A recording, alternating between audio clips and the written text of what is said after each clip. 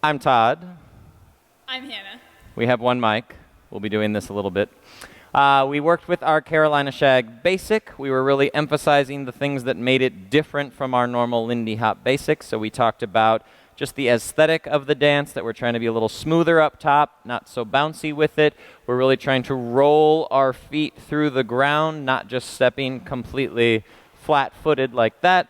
There were very particular ways we were taking our steps. So we had triple step. First triple step was forward, together, slightly back. Second triple step was our coaster step.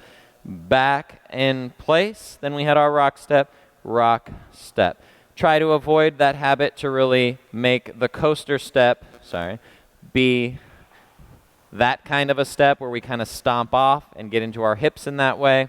Try to keep everything real smooth. When we did it with a partnership, it looked like this. We had 1, 2, 3, 4, 5, 6. 1, 2, 3, 4. We did a side pass. 1, 2, 3, 4. Keeping that coaster step every time. So we did the side pass with the hand change and back.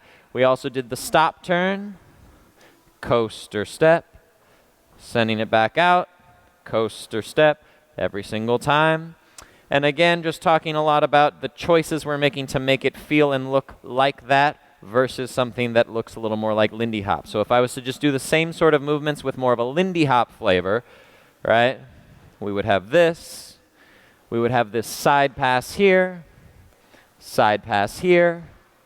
maybe the collection right here, send out again, which is very distinctly different than the exact same movements, but done with a slightly different flavor.